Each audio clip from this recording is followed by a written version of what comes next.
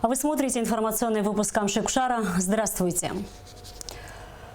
27 лет прошло со дня начала мартовского наступления по освобождению Сухума, которое, по признанию ветеранов Отечественной войны народа Абхазии, считается самым тяжелым за всю историю войны.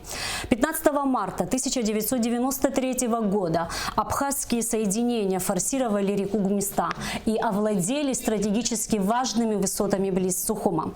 Мотострелковые подразделения должны были форсировать несколько участков реки Гумиста, при поддержке с воздуха и с моря прорвать первый оборонительный рубеж противника и развить дальнейшее наступление по освобождению Сухума. Однако операция, начавшаяся в ночь с 15 на 16 марта, не имела успеха. После кровопролитных боев 17 и 18 марта абхазские части вынуждены были отойти на исходные позиции. Сегодня, в день памяти погибших в мартовском наступлении Отечественной войны народа Абхазии, в Сухуме состоялась церемония возложения венков и цветов, в которой приняли участие ветераны войны, матери погибших защитников, исполняющие обязанности президента Абхазии, премьер-министр Валерий Бганба, спикер парламента Валерий Кварча, члены правительства, общественность. Я помню, как мы ждали победы этого наступления. Мы думали все-таки, что Сухум будет за нами, и тогда конец войны будет совсем близок. Но, увы, так не случилось. Это поражение унесло очень много жизней наших ребят, которые всей душой ждали победу. Пока мы их помним, мы будем делать все возможное для того, чтобы Абхазия процветала, и люди, живущие в этой стране, жили достойно. Память погибших в мартовском наступлении защитников Отечества почтили сегодня во всех районах страны. В церемонии возложения венков и цветов в Гудауте приняли участие ветераны Отечественной войны народа Абхазии, матери погибших, руководство районной администрации, общественность, школьники.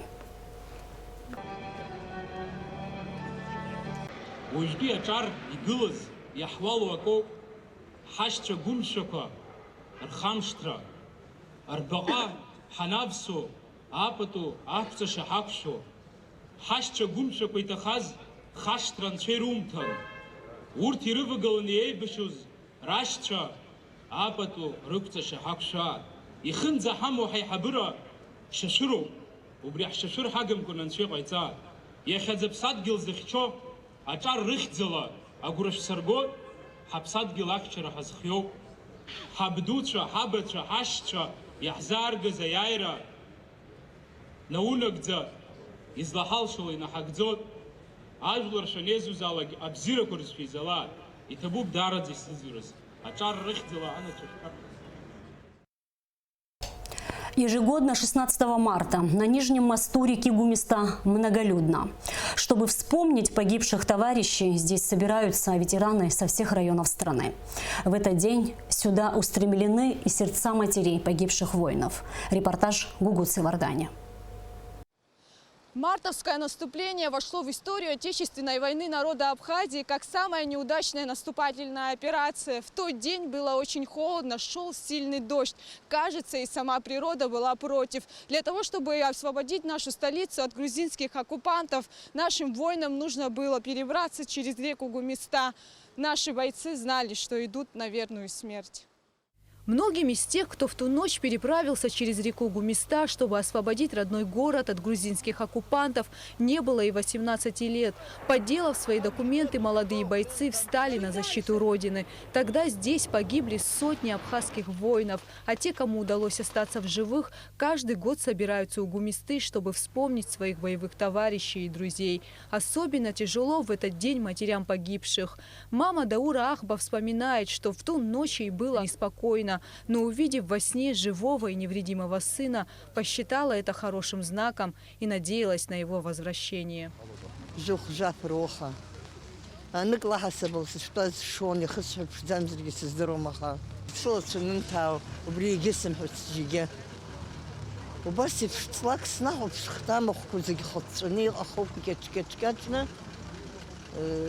داور برا عمخو يحرك شدك تخو وصح خانة بخدزة ويدحرك ندوبار يبزيو بجوب حويس خاكسر بغي وكدكتون دحرك نسيت يخرم سكوفي دوري يبسو ما وسخن يتخاز عشكن شا أو ما كحد تخي وس يتخذ حري ما بحث سكوم سنة سجى رفسد يورخاكرتي يسحري وبرتي شزنرجز يحزنرجز بستة نقنع يفتخون شغي تعال.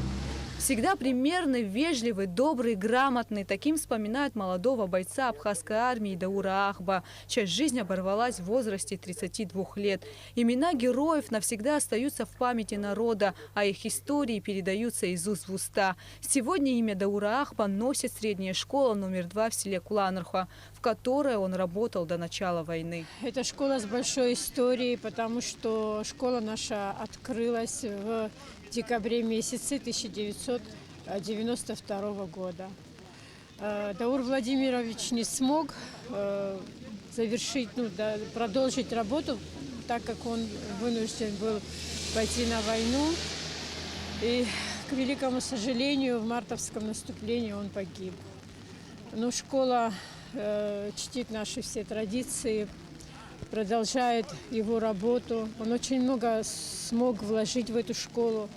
И мы, я надеюсь, и наше поколение молодое будет достойно продолжать его дело.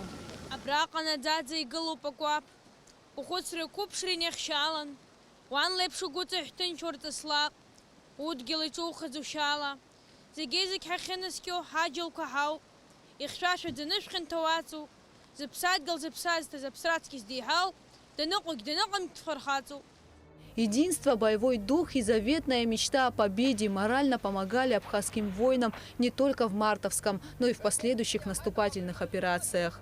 Этим наступлением нам жизнь показала. 5 января наступление было, 15 марта наступление было. Абхазская армия сделала выводы, и в конце концов мы город освободили и всю республику Абхазию освободили. После ожесточенных боев воины абхазской армии вынуждены были отступить на исходные позиции. Многие прошедшие вперед группы оказались в окружении. Отстреливаясь, держались на левом берегу несколько дней и как могли выводили своих раненых товарищей. Мы вытащили вечером, кого можно было, и мертвых, и раненых. Вытаскивали группа абрахукцев, дай Бог им здоровья. Ну, как вы знаете, это попытка была, но неудачная попытка. Ни в одной боевой операции с начала войны абхазская армия не несла таких потерь. Тогда здесь погибли 222 человека, 23 пропали без вести. Гугу Савардания, Алексея Гухава, Абхазское телевидение. На Гумистинском мосту сегодня открыли мемориальную доску в память о воине Эрике Айба, погибшем во время мартовского наступления Отечественной войны народа Абхазии. На церемонию открытия пришли ветераны, родственники и учащиеся первой сухумской школы, чей класс носит имя Эрика Айба. На Гумистинском мосту сегодня холодно и дождливо, так же, как и 27 лет назад. С фотографий смотрят молодые лица. Все они сыновья, мужья, отцы, погибшие здесь, на линии фронта, во время мартовского наступления. Мемориальную доску в память об Эрике Айба открывает его двоюродный брат Вианор с 2-летним сыном на руках, тоже Эриком, названным в честь дяди-героя. Эрик был одним из тех, кто приблизил долгожданный миг победы. Когда началась война, он, студент 5-го курса Ростовского университета, не раздумывая, приехал в Абхазию. Он с детства был очень отважный, храбрый. Вообще бесстрашный был парень. Сразу бросил учебу, вернулся на родину. И наравне со своими сверстниками ринулся в бой. Ихняя группа находилась тогда в Пицунде, и у них тогда, видимо, было задание. Они собирались ночью, он зашел домой, со всеми попрощался и ушел. Это последний раз, когда я его видел. Мартовское наступление – одна из самых трагичных страниц в Отечественной войне народа Абхазии. 15-16 марта 1993 года войска абхазской армии предприняли крупномасштабную операцию по освобождению Сухума. Подразделения переправились на левый берег Гумисты, где завязали бои за овладение стратегически важными высотами. Однако после ожесточенных сражений абхазские бойцы были вынуждены отступить. Многие группы оказались в окружении и несколько суток держались на левом берегу. В числе тех, кто переходил бурные воды Гумисты, был и второй мотострелковый штурмовой батальон, в котором служил Эрик Айба. Это было с 15 на 16 марта. Перешли 2 часа ночи, переправа речку. Река, конечно, была поднятая, но мы это все преодолели. И вот бой приняли 2 часа ночи. Попали в минное поле, ребята очень многие легли, кто без ноги, кто жизнь. И, к сожалению, Эрика мы там потеряли. И таких, как Эрика, очень много. Но духом никто не имел права падать. Почему? Потому что мы знали, что Абхазия наша. На родной земле и родные страны помогают. Мы духом не падали, воевали до конца. Мужество, проявленное абхазскими бойцами в мартовском наступлении, навсегда останется в истории Абхазии. Еще одна мемориальная доска станет символом вечной памяти о бесстрашном воине Эрике Айба, отдавшем жизнь за свободу Родины. Эсма Гуланзе, Алексей Баструков, Абхазское телевидение. К другим новостям. 20 марта в Министерство здравоохранения и социального обеспечения поступят российские средства для диагностики у пациентов нового коронавируса COVID-2019. Разработанные Государственным научным центром вирусологии и биотехнологии Роспотребнадзора «Вектор», сообщается на официальном сайте Кабинета министров Абхазии. Диагностика обладает высокой чувствительностью и коротким сроком получения результатов в течение 24 часов. Наборы для забора биоматериала будут распределены по всем лечебным учреждениям Абхазии. Исследование по необходимости будет проводиться пациентам с клиническими сопутствующими симптомами. 14 марта 2020 года Сухумским городским судом рассмотрено и удовлетворено ходатайство следователя Следственного управления Генеральной прокуратуры Абхазии об избрании меры пресечения в виде заключения под стражу в отношении Беслана Авицба, подозреваемого в присвоении и растрате государственного имущества в особо крупном размере, сообщается на официальном сайте Генпрокуратуры. Мера пресечения в виде заключения под стражу избрана на 2 месяца до 11 мая 2020 года включительно. Центральная избирательная комиссия приняла решение об открытии 22 марта избирательных участков по выборам президента Республики Абхазия за пределами страны, а именно в Москве и Черкесске, сообщает пресс-служба ЦИК. В четверг, 19 марта, в Доме культуры города Очамчира состоится первая встреча воссозданной общественной организации Айтгылара. Активисты приглашают принять участие в первом собрании всех, кто чтит память о старой организации, имевшей большие традиции. Является воссоздать, продолжить путь наших отцов и пойти по пути единства Айтгылара. Мы знаем неоценимый вклад, который они внесли в национально-освободительное движение.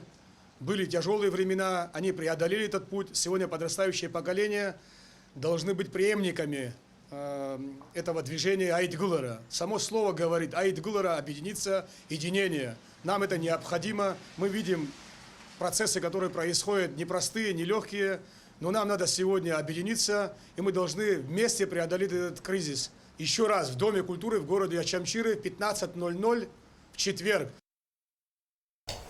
16 марта отмечает юбилей заслуженный журналист Абхазии, военный корреспондент, кавалер ордена Ахзапша 3-й степени Даур Инапшба. Вот уже на протяжении 30 лет Даур Гантович работает на абхазском телевидении, делится опытом с молодыми сотрудниками, служит примером самоотверженной работы журналиста. Репортаж Али Китрапш. День рождения – не повод брать отгул и не выходить на работу, даже если это и юбилейная дата, говорит Даур Гинапшба. С утра нет отбоя от поздравлений. Родные, коллеги, друзья спешат пожелать юбиляру новых творческих достижений и долгих лет жизни. По словам именинника, сам он не любит день рождения и не отмечает его уже 27 лет. На это есть причина. Сегодня я проснулся не рано, где-то в 8 часов утра я проснулся, подумал, неужели 60? Ну, оказывается, 60 это немало, очень много. Люди, вот, знаете, вот сегодня такой день, вот у меня день рождения 16 марта. В 93 году, вы все прекрасно знаете, какие события разворачивались. Мартовское наступление. И поэтому вот после 93 года, 16 марта для меня это трагедия. У меня день рождения, но я обычно не отмечаю. Даур Гантович Гинапшба пришел в журналистику, когда ему было 23 года. После 2 лет учебы на филологическом факультете АГУ он решает бросить университет и начинает работать на абхазском радио. Через полгода Даур Гинапшба отправляется на учебу в МГУ, но уже на факультет журналистики. Окончив вуз, он сразу начинает работать в редакции газеты «Апсныкапщ». На абхазское телевидение Даур Гинапшба приходит в 1990 году. Для меня журналистика – это, скорее всего, моя жизнь. Я думаю, это не для красивых слов это сказано, потому что я живу этим. Я утром с удовольствием прихожу на работу, с удовольствием встречаюсь со своими коллегами, с вами общаюсь. Ну, а затем дирекция, что передо мной ставит задачи, что надо делать, куда ехать, какой репортаж подготовить, и я с удовольствием эту работу делаю.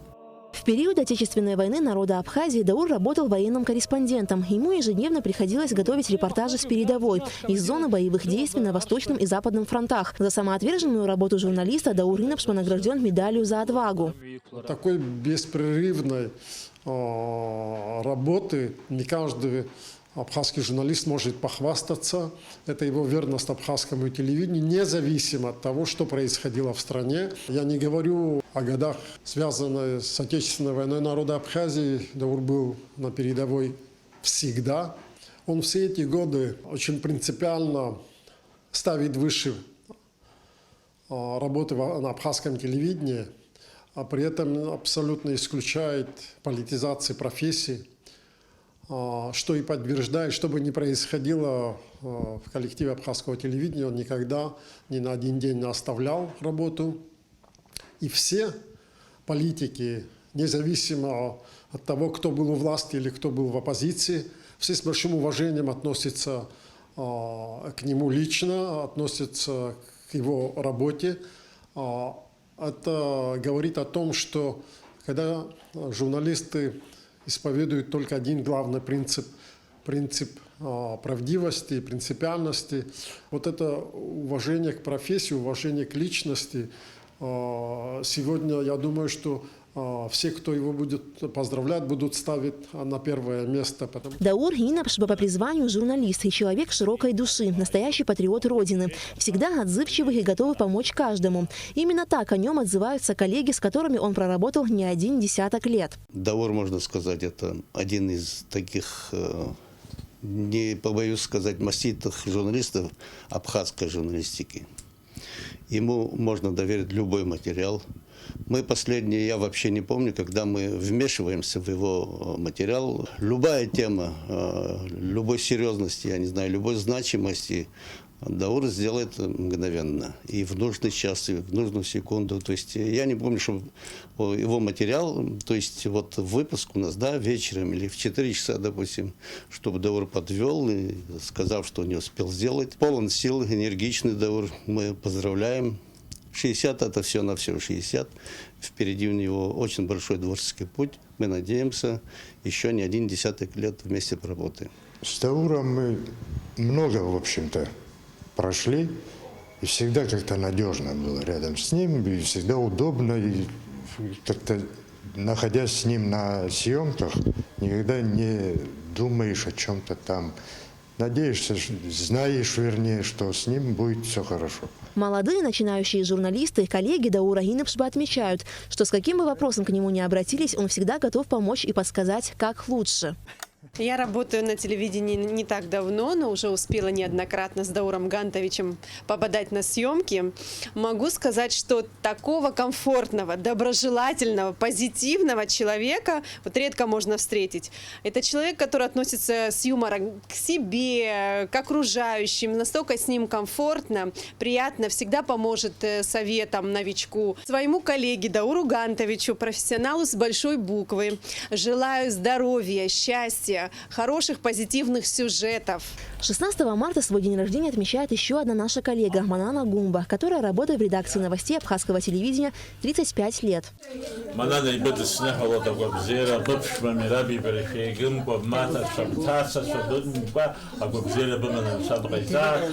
Коллектив ГТРК сердечно поздравляет Даура Гинапшба и Манану Гумба с их днем, желает им крепкого здоровья и долгих лет жизни. Аля Катрапш, Ильдар Дамиров, Абхазское телевидение.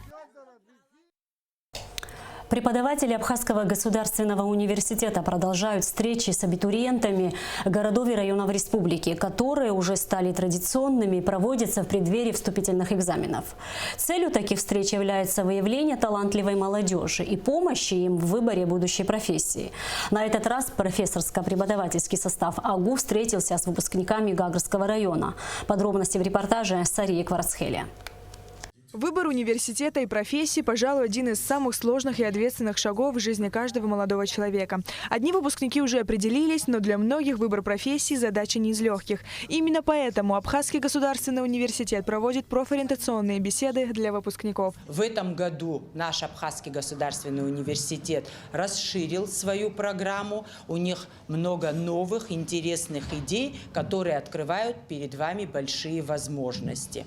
Из года в год, работая с вами, мы ориентируем вас поступать в наш университет, так как вы должны воспитываться не только как будущее поколение, которое получит образование, но и, что является важной составляющей, наш менталитет, наши традиции, обычаи, которые сопровождают весь учебный процесс, должны обязательно быть рядом с вами, прививаться вам и в процессе учебы тоже. Главная цель профориентации – знакомство школьников с содержанием и уровнем качества образования в АГУ. Ответственный секретарь приемной комиссии Инга Арзенба подробно рассказала об истории становления университета, о факультетах, направлениях и специальностях. Абхазский государственный университет в 2020 году осуществляет прием абитуриентов по 30 направлениям подготовки специальностям. В этом году мы возобновляем прием абитуриентов на такие специальности, как журналистика, немецкий язык и станковая живопись. В АГУ 8 факультетов и одно отделение, где обучают более чем по 42 специальностям и направлениям. Стоит отметить, что на встрече с абитуриентами присутствуют деканы и преподаватели со всех факультетов. Если вы выберете наш немецкий, придете к нам, то вы не проиграете, потому что условия уже поменялись. Язык, который нужен, я считаю, Абхазии, и мы как-то его, по-моему, чуть-чуть обижаем сейчас, но это, наверное, носит временный характер, потому что в школах все меньше и меньше учеников, которые учат немецкий язык. Это больно. У нас существует несколько направлений, по которым мы обучаем наших студентов. Значит так, первое – это дизайн графический, дизайн костюма, ландшафтный дизайн, станковая живопись, учитель изобразительного искусства или же просто изобразительное искусство направление, а также актерское мастерство. А филолог яра изанат дарадза итбауп, дарадза ицехуп, ахя кварацоп, аусахиуша хрхарта квадарадза и мадждзам. И стереотипу ахуцра курха кухартысна хазхуцруб асипшику азана талхра. Директор Гагрской средней школы номер 4 Гурам Боджго поблагодарил профессорско-преподавательский состав АГУ и отметил важность таких встреч. Сегодня наш университет абхазский на порядок выше стоит по уровню подготовленности наших преподавателей в сравнении с другими учреждениями, которые находятся в Российской Федерации. У нас есть сегодня те дети, которые поступают в наш Абхазский государственный университет. Количество их составляет из моей школы около 5 человек. Я думаю, что это неплохой показатель. Последующие годы, если мы изменим формат в начале учебного года, то гораздо больше будут поступать наши выпускники в наш Абхазский государственный университет. После официальной части встречи абитуриенты могли получить персональную методическую помощь от преподавателей по интересующим их специальностям. Потенциальные абитуриенты также имели возможность ознакомиться с примерными вопросами к вступительным испытаниям. Хотелось бы поблагодарить Абхазский государственный университет за непосредственную встречу, оказанную будущим абитуриентам. И это является очень важным аспектом, потому что многие из учащихся нашей школы, да и Гагарского района в принципе, желают и имеют желание поступать именно в Абхазский государственный университет.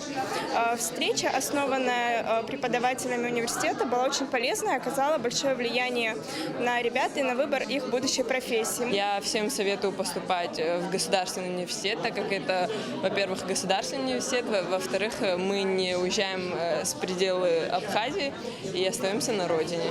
Я собираюсь поступать на дизайнера, не уезжая с территории Абхазии, тут в АГУ. Ученики могут выслушать все выступления ректоров и понять и решить для себя, куда они собираются поступить. Я собираюсь поступить на педагогический факультет, на направление психологии. Получила консультации по таким предметам, как русский язык, математика, биология. Кроме того, в этом году в апреле месяце на площадке Абхазского государственного университета вновь состоится Олимпиада «Путь к вершинам». Поиск талантливой молодежи и оказание им помощи в получении высшего образования – основные цели Олимпиады. Победители Олимпиады зачисляют в АГУ без вступительных экзаменов. Следующая встреча профессорско-преподавательского состава АГУ состоится с абитуриентами Гудаутского района. Сария Гварацхеля, Степан Мартиросян, Абхазское телевидение. Сегодня в пресс-центре Абхазского телевидения должна была состояться пресс-конференция кандидата в президенты Абхазии Эдгура Ардзинба. Однако в связи с тем, что 16 марта по всей республике проходят памятные мероприятия, посвященные трагической военной операции по освобождению города Сухум в марте 1993 года, встреча с журналистами была перенесена на другой день. Избирательный штаб кандидата в президенты Эдгура Ардзинба сообщает, что это решение согласовано с ЦИК Абхазии, а пресс-конференция состоится 18 марта в 11 часов в пресс-центре Абхазского телевидения. А сейчас о погоде. По информации гидрометцентра, завтра на территории Абхазии ожидается облачность с прояснениями погоды. Умеренный ливневый дождь, возможно гроза. В предгорьях и горах снег с дождем. Снег. Температура воздуха ночью плюс 1,6, днем плюс 3, плюс 8. Температура морской воды плюс 10 градусов.